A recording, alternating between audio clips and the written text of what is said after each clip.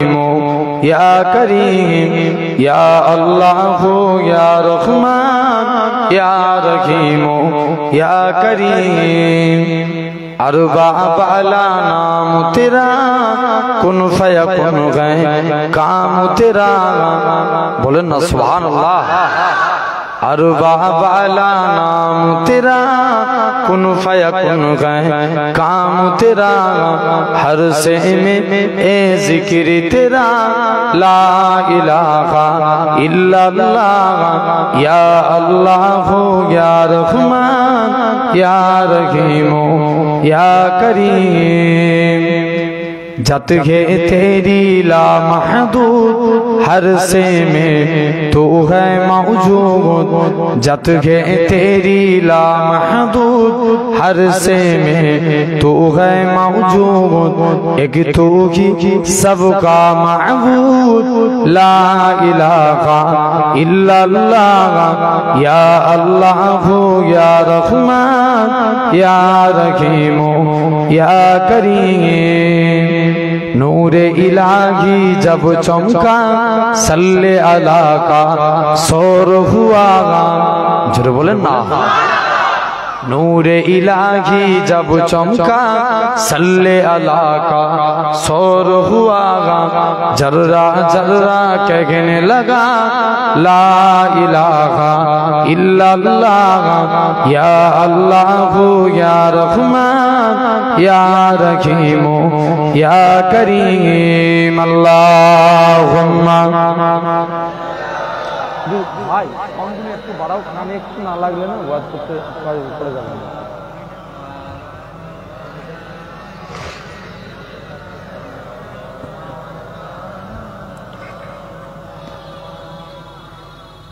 গড়েছো তুমি এই পৃথিবী জাগান, তুমি অসীম তুমি মহান। গড়েছো তুমি এই পৃথিবী জাগান, তুমি অসীম তুমি মহান। তুমি পৃথিবীর পালনকারী, তুমি প্রভু বিশ্ব জমিন। আমি তোমাকে খুঁজি, আমি তোমাকে দেখি, আমি তোমার প্রেমের কবিতা লিখি। আমি তোমাকে খুঁজি, আমি তোমাকে দেখি, আমি তোমার প্রেমের কবিতা লিখি। এই পৃথিবীর বিশালতায় ওই পাহাড়ের ঝর্ণা ধরায় আমি তোমার পরিচয় পেয়ে পেয়ে হৃদয়ে তোমার ছবি।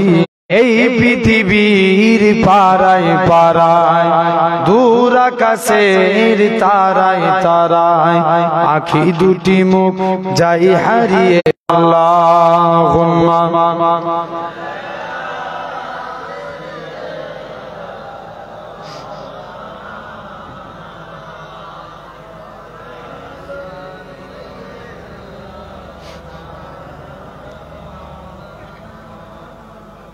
একটু জেগে করেন লা ইলাহা ইল্লাল্লাহ।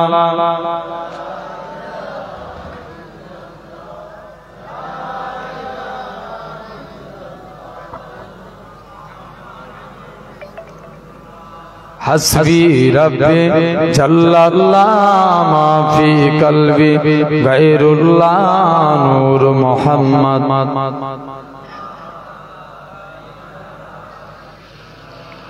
मैं आका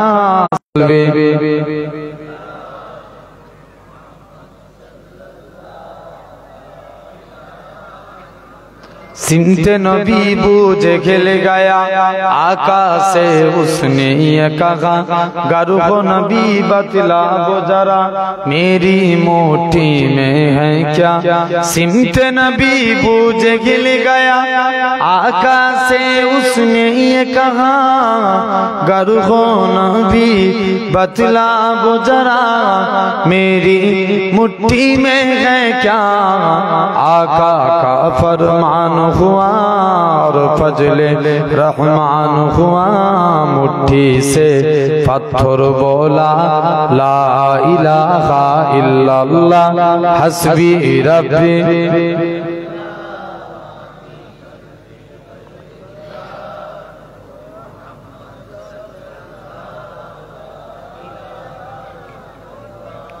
अपनी बहन से बोलियो मत, ये तो बता क्या करती थी मेरे आने से पहले, क्या चुपके पढ़ती थी।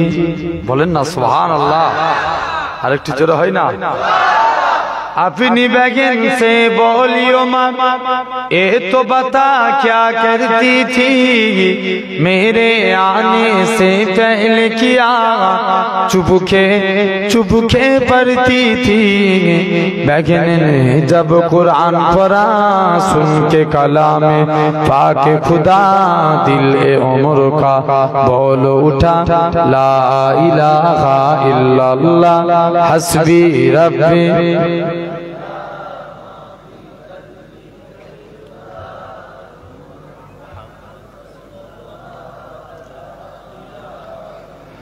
ला इलाहा इल्लल्लाह क़ाल अल्लाह ताला फी कलामिल मजीद वल फुरक़ानिल हमीद।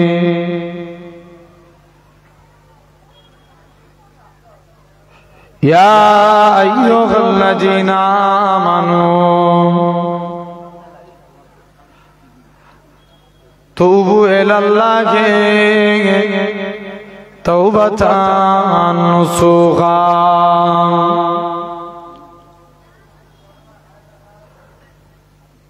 वक़ाल रसूलुल्लाह सल्लल्लाहु अलैहि वसल्लम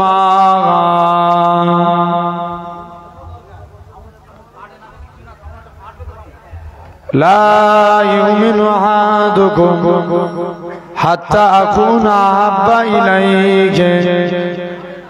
मिन वलदिही व वलदिही वन्नासि अजमाइन। प्यारे हाजिरान मजलिस, उपस्थित এই মাহফিলে বসে থাকা বয়োজ্যেষ্ঠ আমার মুরুব্বিয়ান চাচাজান বোনেরা, সমবয়স্ক ইয়াং জেনারেশন যুবক তরুণ ভাইরা, পর্দা আড়ালে অবস্থিত আমার মা ও বোনেরা, সদ্য এলাকার মসজিদের ইমাম সাহেব, সম্মানিত আল্লাহ পাকের আলেম বান্দা বোনেরা, এই মাহফিলে বসে থাকা বয়োজ্যেষ্ঠ আমার মুরুব্বিয়ান চাচাজান বোনেরা, সকলকে জানাই গুনাহগারের তরফ হতে পিন্নখো শরীফের পক্ষ হতে আপনাদের জানাই আন্তরিক সালাম মুবারকবাদ।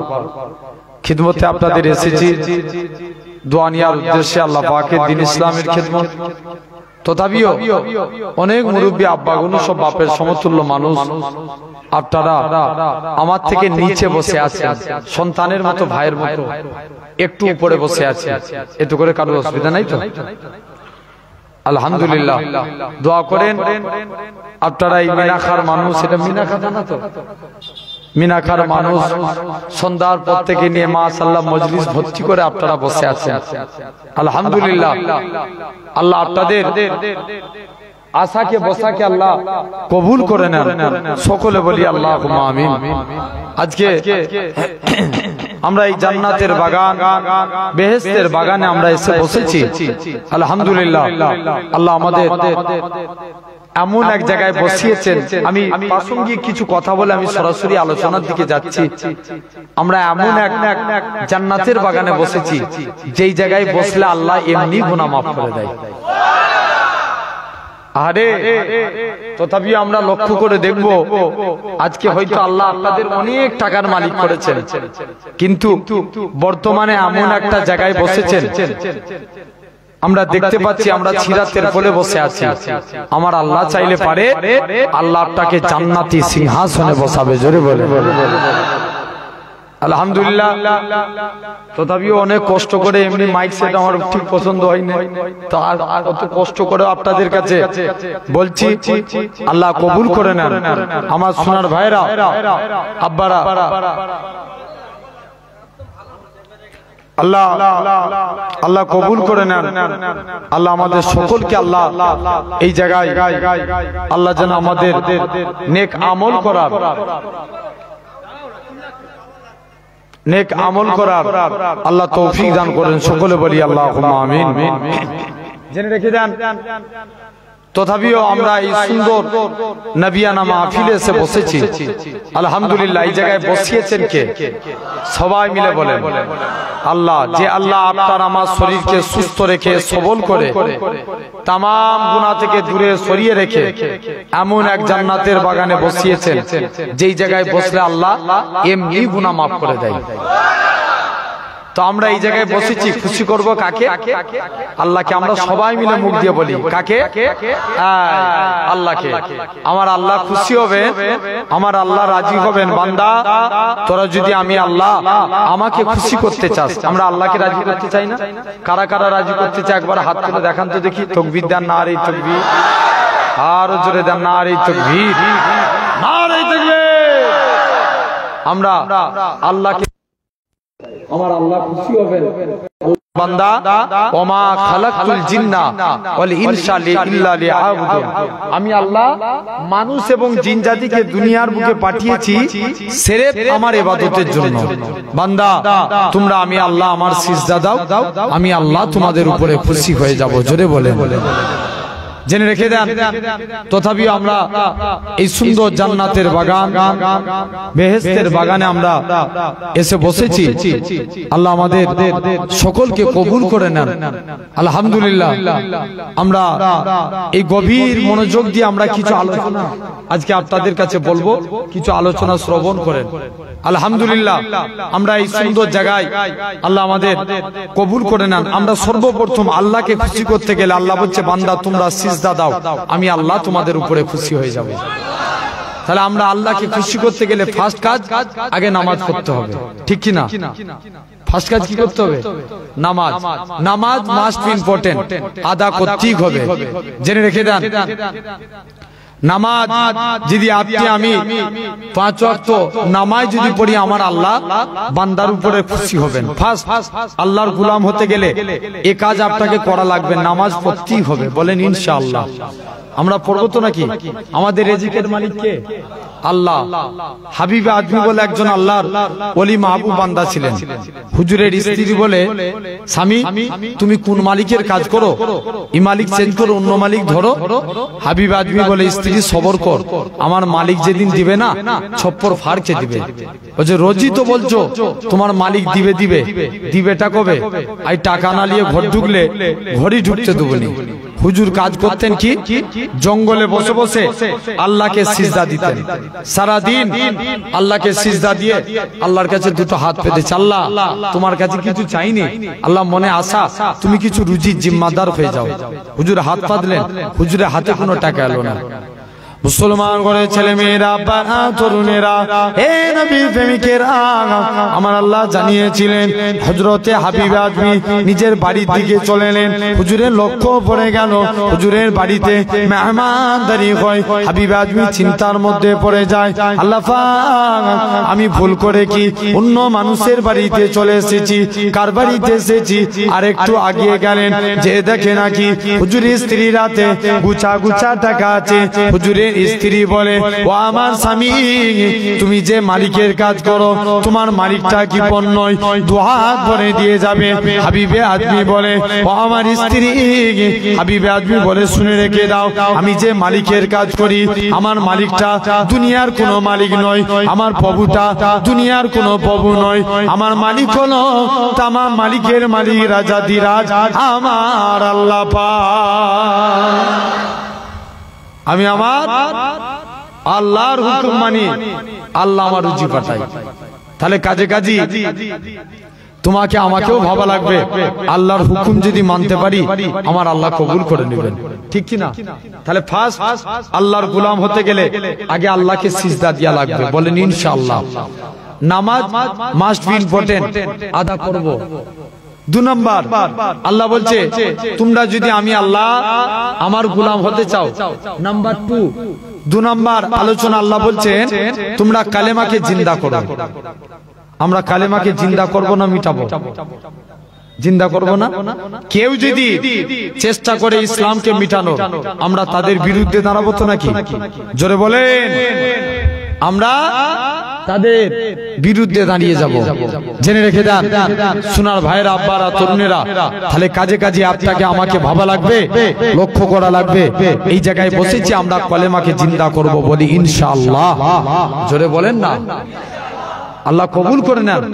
আমার সোনার ভাইরা, আব্বারা, তরুণেরা, ইয়ামান বলে একটা দেশ ছিল। কোথাকার? ইয়ামান। সে দেশে এক বাদশা ছিল যার নাম ছিল ইউসুফ জনবাজ। কি নাম বললাম? ইউসুফ জনবাজ। সে নিয়ম চালু করলো, আমার দেশে যদি কেউ কলেমার প্রচার করতে পারবে না, ইসলামের পতাকা কেউ উড়াতে পারবে না, এরকম কড়া নিয়ম করলো। খুব মনোযোগ দিয়ে শুনেন, আমি এক্ষুনি আসছি। আমি আজকে যদি সময় থাকে, আল্লাহ চায়, আমি আপনাদের কাছে আল্লাহর কোরআন থেকে 4টে আয়াতের উপরে কথা বলবো। তার আগে প্রাসঙ্গিক কিছু কথাগুলো বুঝেলাম। আমরা আল্লাহর গোলাম হতে চাই, রাজি তো নাকি? তাহলে কালেমাকে জিন্দা করা লাগবে। ইউসুফ জনবাজ তিনি কি করলেন? চলে গেলেন আপনার ইয়ামান বলে একটা দেশ ছিল। এই ইয়ামান দেশে আস্তে আস্তে করে ইয়ামান দেশে পৌঁছে গেলেন। আপনার সে নিয়ম চালু করেছিল, আমার দেশে কেউ কলেমার পতাকা উড়াতে পারবে না, আমার দেশে ইসলামের পতাকা উড়াতে পারবে না। এখন আস্তে আস্তে বুড়ো হয়েছে। বলেন তো, বুড়ো হলে মানুষের চিন্তা বাড়ে না কমে? অনেক বাড়ে না? অনেক বেড়ে যায়। বুড়ো হয়েছে, চিন্তা বেড়ে গেছে। আর মনে মনে করছে যাই, আমি আজকের দিনে চলে যাই। এই এক জাদুঘরের কাছে গেলেন। জাদুঘরকে যে বলছে, জাদুঘর আমি চাই আমার মরণের পর ক্ষমতা পাই যেন আমার ছেলে, তার মরণের পর তার ছেলে। কি কাজ করলে পাওয়া যায়? জাদুঘর বলছে না, কি মানা যাবে না। বলে যা টাকা লাগে দুবো।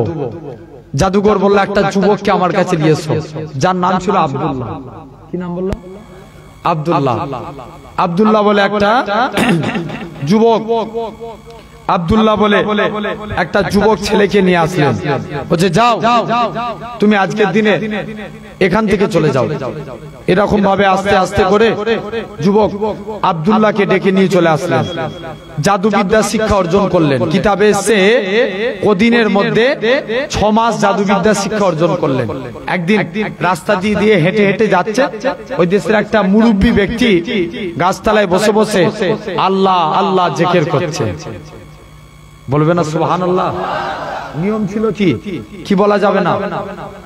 ইয়ামান দেশে জোরে বলো, আল্লাহ নাম বলা যাবে না, কালেমার পতাকা উড়ানো যাবে না।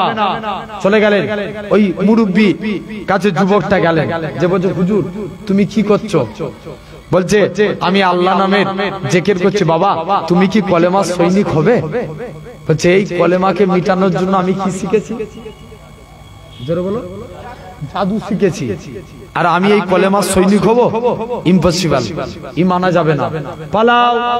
যুবক ছেলেখানা আস্তে আস্তে করে চলে গেলেন। কিছু দূর যে আবার আল্লাহর ওলির দিকে তাকিয়েছে। বলছে যে দেখি।